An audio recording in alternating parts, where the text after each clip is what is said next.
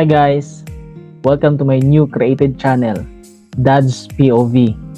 Today, review po natin ang Insta360 Go Ultra, the tiniest but most powerful action cam na available po ngayon sa market. Perfect po ito for travel, adventures, or kahit everyday vlogging. So, let's dive in!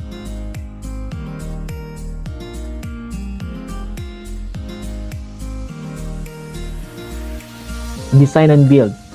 Super compact at lightweight po siya. 53 gram lang. Parang smartwatch lang din ang laki. Magnetic mount system. Napakalakas ng magnet niya, no? Napakalakas. Yeah. Madali lang po siyang i-attach din kahit saan. Sa hat, sa bike, sa car, o kahit sa mga alaga niyo po mga pets. May action pad na may flip-up screen. Perfect for vlogging shots and extended battery. Ito po siya. Ito po yung action pad niya. Parang nagsisilbi din po itong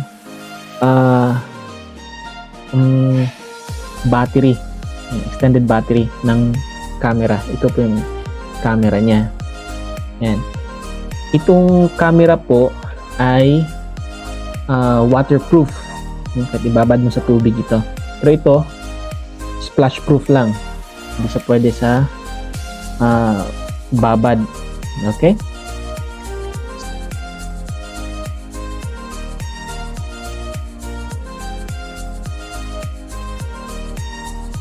Dito naman tayo sa video and photo quality. Shoots 4K 60 fps video. So kapag sinabing 4K 60 fps frames per seconds video, ibig sabihin super linaw, high resolution dahil 4K. Super smooth, high frame rate dahil 60 fps.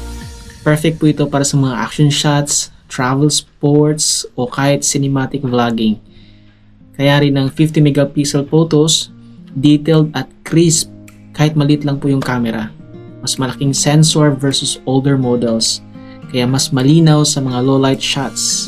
Kasing linaw ng katotohanan na may mahal na siyang iba. Anyway, meron din po itong AI features like pure video for noise reduction at active HDR para naman sa mas vibrant at stable na footage. Ang battery life naman po ay 70 minutes kung camera lang ang gamit natin. Yan, kung maliit na camera.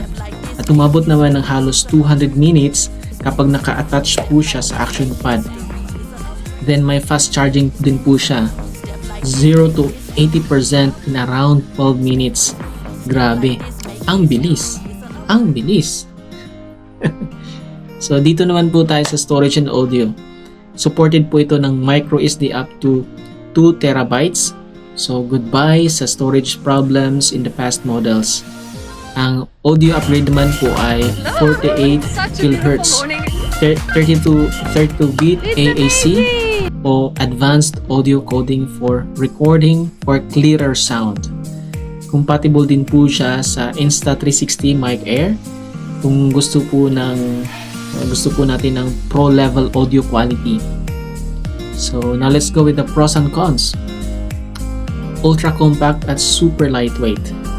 Yan, crisp 4K 60 fps video plus 50 megapixel photos. Napakatalas po ng kuha. Improved low lights performance with AI features, expandable storage via micro SD, and long battery life with action pad. 200 minutes kung naka-attach yung camera sa action pad niya. So, easy magnetic mounts. So, napakadikit, no? May mga bakal, maidikit mo siya, napakadikit niya, napakahirap makuha. And very flexible sa paggamit. And then, ang cons naman po niya ay medyo mas mabigat kumpara sa Go 3S. Kung may Go 3S kayo, no? Before, you can compare. And then, standalone battery, limited 70 minutes. Tsaka yung action pad niya is not waterproof, splash proof lang. And then ang price po niya around $420. Dito sa Pilipinas medyo pricey siya.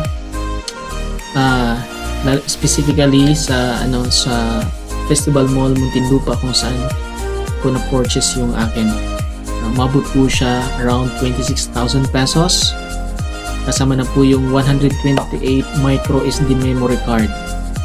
And then, take note, pag cash, around 26,000. Yan, meron ka ng, I think, creator bundle. Yan. Kung idaan nyo po sa home credit, meron po silang 3.something% interest per month for 18 months. So, iwan ko lang po sa ibang mga company na bibigay ng credit o loan service kung mataas o mas mababa. So guys, comment below kung paano makaless, kung ang option po natin ay installment. So yes, convenient po siya kung gusto po natin makuha agad yung camera kung wala po tayong cash on hand. Pero mahal talaga ang tubo kapag installment. Kaya kung may budget ka, go for the cash.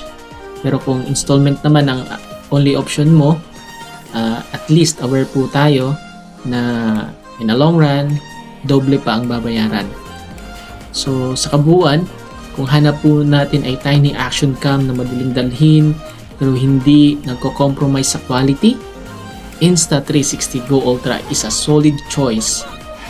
Yeah, sure, medyo pricey siya at hindi perfect ang battery standalone, pero sa portability, versatility at quality, sulit na sulit po para sa mga travel junkies, vloggers, at content creators like me. So stay tuned sa mga next video po natin, of course, sa mga adventures natin. So with Insta360 Go Ultra, dito lang sa Dad's POV. See you next time.